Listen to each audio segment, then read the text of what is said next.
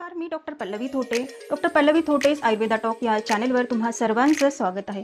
आज आपण बोलणार आहोत पृथ्वीवरील अमृत ताक या विषयाबद्दल. ताक या विषयाबद्दल तुम्हाला बरंच काही माहिती आहे, पण आज आपण तुमच्या ज्ञानात भर पाडण्याचा प्रयत्न करूया. जसं देवतासाठी अमृत उपयोगी आहे, हितकर आहे, त्याचप्रमाणे मनुष्यासाठी ताक हे अमृताप्रमाण हितकर आहे असे हजारो वर्षापूर्वी भावप्रकाश निघंटू या आयुर्वेदाच्या ग्रंथात लिहिले आहे.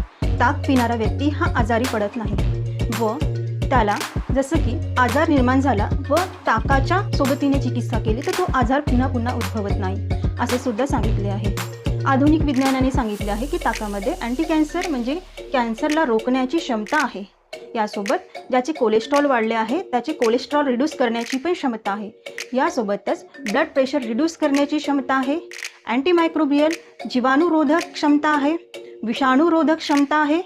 अशा प्रकारची प्रॉपर्टी या ताकामध्ये आहे. चला तर मग बघूया की ते कोणासाठी उपयोगी आहे, ते कशासोबत घ्यायला पाहिजे आणि कोणासाठी उपयोगी नाही.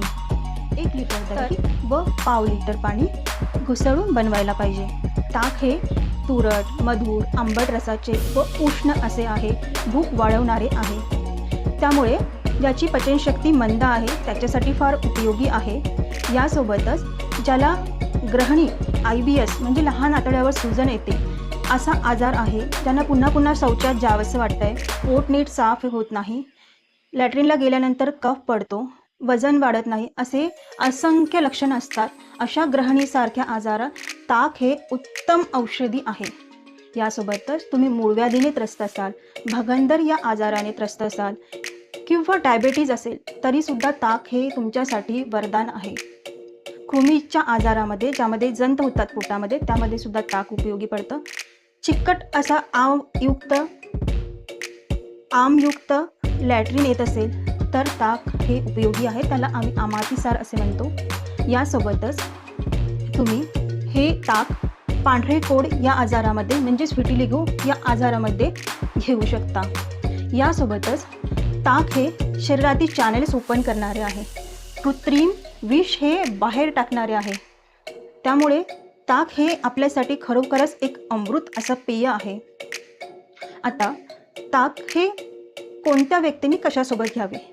वाताच्या प्रकृतीचा व्यक्ती, जसं मी अगोदरच्या व्हिडिओमध्ये सांगितलं आहे वात प्रकृतीचे लक्षण, याविषयी वाटल्यास मी तुम्हाला लिंक डिस्क्रिप्शन बॉक्समध्ये देते आहे.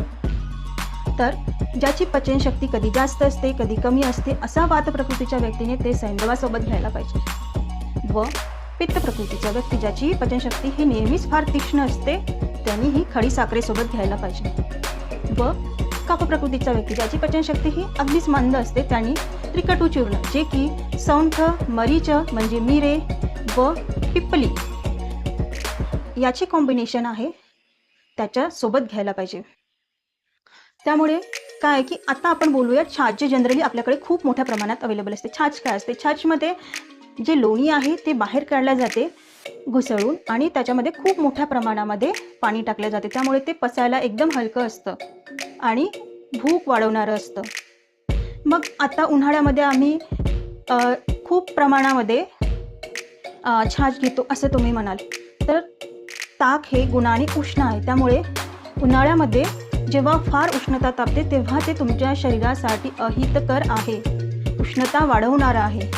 त्यामुळे हा गैरसमज आहे की ताक थंड आहे, ते गुणाने उष्ण आहे, त्यामुळे ते शीत काळातच घ्यायला पाहिजे. जसं थंडीच्या दिवसामध्ये हेमंत ऋतू किंवा शिशिर ऋतूमध्ये ते फार उपयोगात पडते, परंतु ग्रीष्म काळात आत्ता या उन्हाळ्यात व शरद ऋतूमध्ये ते उपयोगाचं तेवढ्या प्रमाणात नाही, त्यावेळेस ते टाळायला पाहिजे. ज्याची प्रकृती पित्त प्रकृती आहे व त्याला पित्तामुळे चक्कर येत आहेत, रक्ताचे आजार आहेत, रक्तविकृती म्हणजे शरीरावर फोड फुंसी येणे, थोडं चक्कर आल्यासारखं वाटणे, असं उष्णतामुळे त्रास होत असेल, सर्वांगामध्ये दाह वाटणे असा त्रास होत असेल तर त्यांनी ताक घेऊ नये. चला तर मग व्हिडिओ कसा वाटला हे तुम्ही नक्की सांगा आम्हाला. तुमच्यासाठी हितकर होता की नाही हे कमेंट बॉक्समध्ये नक्की सांगायला विसरू नका. चॅनेलला सबस्क्राईब करा.